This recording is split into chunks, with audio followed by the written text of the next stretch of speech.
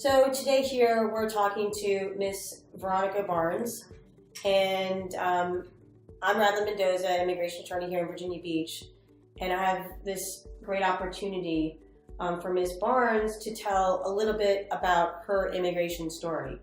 And Veronica, you reached out to us. Can you tell everyone a little bit about why you reached out to my law firm and to us? When I saw on the news that one of the moms was, the undocumented moms was deported and she had a teenage daughter, I just thought, oh my gosh, like, how? They have no, yes, it's an illegal entry. Yes, she was, her prior conviction, and I don't even know her full story, like what her whole deal was like, so I can't really speak for her, yeah. But just from what I saw was, it was heartbreaking to me. You saw yourself, yeah, your mom. Yeah, definitely. I saw my kids in that little girl. So I thought, as busy as, I think I may be, I cannot just look past it. And now there's another mom somewhere else that's cooped up in a church and won't leave the church. So it's desperation that I see in them, because I would be trying to find something, I would be trying to find haven anywhere. So I was born in Mexico City, Mexico in 1990. My mom and my dad illegally entered California. Okay. So when you say illegally entered, you mean what, across the border? I'm assuming so. I was 3 years old, so that was in 1993. Mm-hmm. I'm guessing we crossed the border illegally. I have one small recollection of swimming, and that's as much as I can remember. So that's amazing. So do your parents ever talk about it? I grew up with my mom, and my dad is no longer in the picture, so I can't really go to both. I just have the one. Parents don't like to share their stories, do they? They're very tight-lipped about, where they came from and what they had to do to get here. But so what are some of the bits and pieces that you learned from your mom? Just that we crossed over illegally, and I've never even asked her about it because it's the culture. My mom is very private, I guess. Yes, absolutely. I have a mom just like that. Yes. It might be uncomfortable too. Mm-hmm. It is something that was done illegally. And I think people don't stop to think, well, why are people leaving their home? Yeah. Where they grew up, what they love, what they're used to. Where their children were born. Yeah. To go over and do something illegal.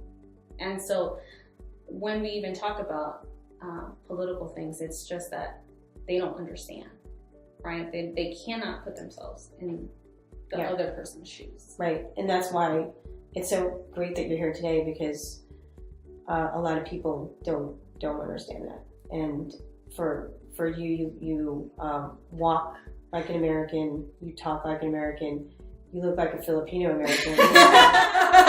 You're Mexican.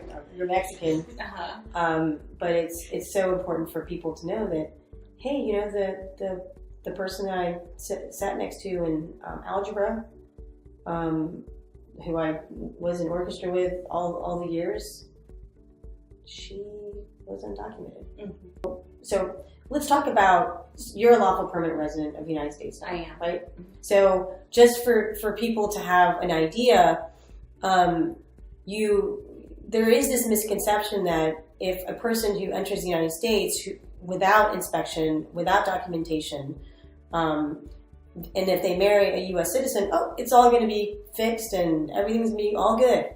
But that's not exactly the case. We're going to go through the process, but in order for you to fix your status or become a lawful permanent resident of the United States, then you have to leave the country, leave your husband, leave your daughter. If you're not going to take the daughter, of course, was an option for you. No. Go to your interview in Ciudad Juarez and have them say, because you were in the United States unlawfully, we're not going to grant you this visa. But great news, you're eligible to file an extreme hardship waiver. If you can demonstrate extreme hardship to your spouse, who is the qualifying relative here, then we're going to grant you that waiver. Big problem though is that waiver takes 9 to 12 months, or was taking 9 to 12 months at that time, for it to be approved. So you have this extremely long family separation, and that's just not going to work for American families. And in 2013, I became parole in place. Awesome. Because of the military. Mm-hmm. And that was my your in. legal entry. That was your legal entry, right? Without leaving. Right. So parole in place is an amazing benefit for the family members of service members, active duty, retired, or any type of service where you've been honorably discharged if you're no longer in the service. And that was your entry. Yeah. And I love parole in place. We're here in a military town, and Yes. God bless parole in place, because it helped so many deserving families. Your story is amazing. I think you should continue to tell the story, and hopefully we do justice to your story today. But to show our thanks and our appreciation for you coming out, we want to do your naturalization case for you. We want to, though. We want to. We're totally going to take care of it for you, and you're going to continue to be the amazing spokesperson that you are to all the people out there who are just like, I'm losing hope. I don't know what to do. You're a great spokesperson out there.